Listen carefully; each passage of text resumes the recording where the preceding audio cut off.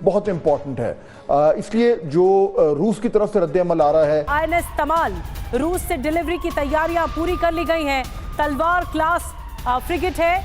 INS तमाल पाकिस्तान से तनाव के बीच अब भारत की ताकत बढ़ने जा रही है।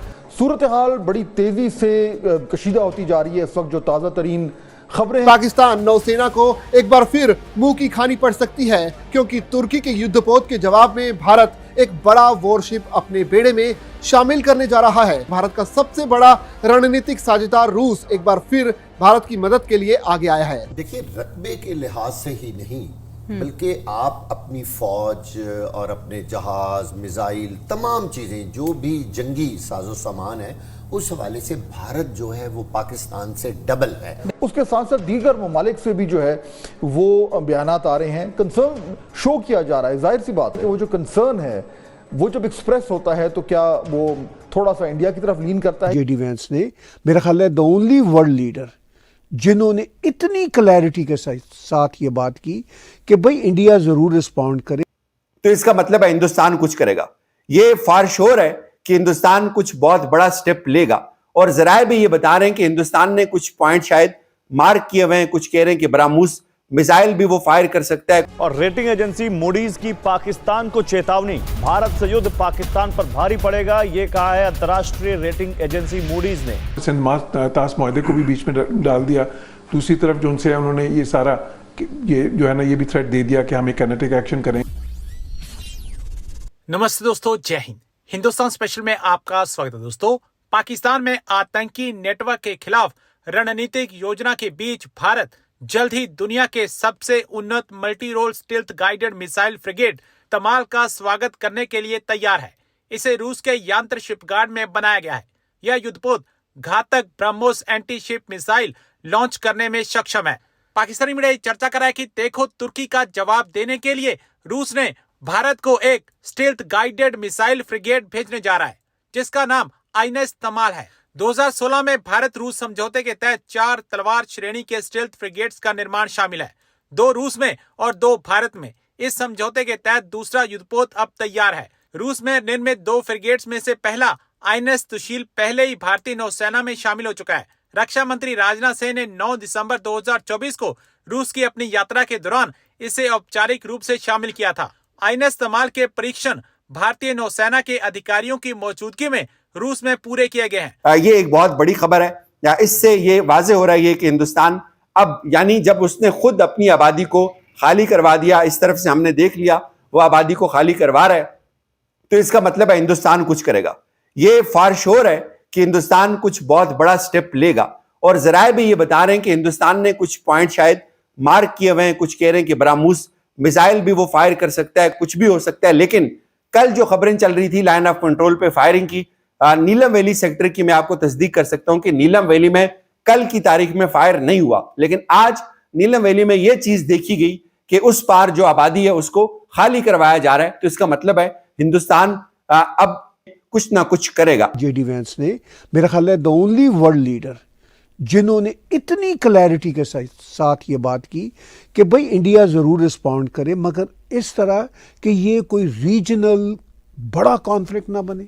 फिर उन्होंने कहा कि जो टेररिस्ट हैं जो पाकिस्तान में जो छुप जाते हैं, और टू सम एक्सटेंट, यानी किसी हद तक पाकिस्तान पहलगाम के अटैक में भी रिस्पॉन्सिबल है, तो उन्होंने कहा कि इनको अकाउंटेबल करना चाहिए। बातें तो जेडी वेंस ने बिल्कुल ठीक की, लेकिन क्या प्रैक्टिकली ये सब कुछ हो सकता है?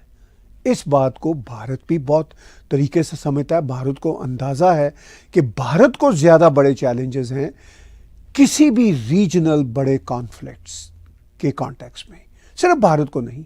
चाइना ने अगरचे कहा है कि हम पाकिस्तान की सोवरेनिटी के साथ खड़े हैं, वो कहने की बातें होती हैं। सोवरेनिटी के साथ 1971 में भी खड़े नहीं हो सके थे। चलिए, इस वक्त चाइना बहुत बड़ी पावर है और पाकिस्तान का साथी है, मगर वो भारत के साथ भी मैच नहीं करना चाहता। अगर वो भारत का साथी नहीं भी है तो उसके भारत के साथ बहुत बढ़िया तजारती ट्रेड रिलेशंस हैं। फिर अमेरिका के साथ इस वक्त उसकी ट्रेड वॉर चल रही है, उस सिचुएशन में वो भारत के साथ जिसे कहते हैं हेड ऑन भी नहीं हो सकता। पानी बंद होने की सिचुएशन आए, भारत ने तो इनफैक्ट इस स्टेज पे पाकिस्तान को ये कहा है कि हम पानी बंद कर देंगे अगर आप ये टेररिज्म नहीं रोकेंगे। अब पाकिस्तान की आर्मी की तरफ से ये टेररिज्म ऑन एंड ऑफ होती रहती है। छोटे मोटे तो वो वहाँ पे इनकाउंटर्स चलते ही रहते हैं, छोटी मोटी इन्फिल्ट्रेशन तो राउंड द ईयर चलती रहती है, लेकिन बड़े लेवल की ये जो टेररिज्म है ये फिर पाकिस्तान की तरफ से होती है, जैसा कि पहलगाम में हुई। अब पाकिस्तान का ये कहना होता है कि नहीं जनाब ये फॉल्स फ्लैग ऑपरेशन है। अब ये बड़ी शर्म की बात है, घटिया बात है कि एक तरफ तो हिंदू आइडेंटिफाई करके आप मारेंगे, आपके टेररिस्ट मारेंगे, उसके बाद कहेंगे ये आप ही ने खुद ही किया है। अब तो पाकिस्तान के journalist such as Najam Sethi यहां तक कह रहे हैं कि फॉल्स फ्लैग तो इन साइड जॉब जो है वो तो 9/11 भी हो सकता था। Can you believe it? जो ऑलमोस्ट पाकिस्तान में प्लान हुआ अलकायदा ने, और मैं तो ये कहूँगा कि उसमें पाकिस्तान आर्मी के उस वक्त के जो एलिमेंट्स थे वो भी शामिल थे। अब अमेरिका अगर उतने बड़े टेररिस्ट अटैक को जानते हुए भी बोलना चाहता है तो वो फिर अमेरिका हो या यूरोपियन यूनियन हो, वो आज भी इस टेंशन में यही पैगाम देंगे भारत को कि जी प्लीज़ आप ज़रा जंग ना लड़ें, आप एस्केलेट ना कीजिएगा। पाकिस्तान को भी ये कहेंगे कि ज़रा तुम भी अब अपने आप को रोको। लेकिन ये मसला कभी रुक पाएगा या नहीं रुक पाएगा? ये मैंने पीछे बात की थी कि ये मसला इनफैक्ट भारत भी जानता है और पूरी दुनिया जानती है कि ये मसला कंप्लीटली रुक नहीं पाएगा। आप यानी भारत इस पे को बहुत बड़ा सर्जिकल ऑपरेशन का काम कर दे, जैसा कि सर्जिकल स्ट्राइक्स उन्होंने पुलवामा अटैक के बाद भी की, उड़ी कैंप के बाद भी की, इससे भी बड़ी सर्जिकल स्ट्राइक्स कर दे, तो भी इस बात की तो गारंटी नहीं है कि पाकिस्तान की आर्मी ऐसा ना करेगी। मैंने पिछले हफ्ते एक शो में, अपने ही शो में कहा था कि जब तक पाकिस्तान आर्मी क्रैश नहीं होती, पाकिस्तान भी बेहतरी के रास्ते पे नहीं जाएगा और वो रीजन भी बेहतरी के रास्ते पे नहीं जाएगा। मेरा मतलब कहने का ये नहीं था कि पाकिस्तान आर्मी ख़त्म हो जाए। पाकिस्तान आर्मी के क्रैश होने का मामला है कि उनका जो टेररिस्ट एटीट्यूड है वो ख़त्म हो। वो जो पाकिस्तान आर्मी टेररिज्म करती है वो सिर्फ भारत के अंदर ही नहीं, अफगानिस्तान के अंदर ही नहीं, वो खुद पाकिस्तान के अंदर करते हैं।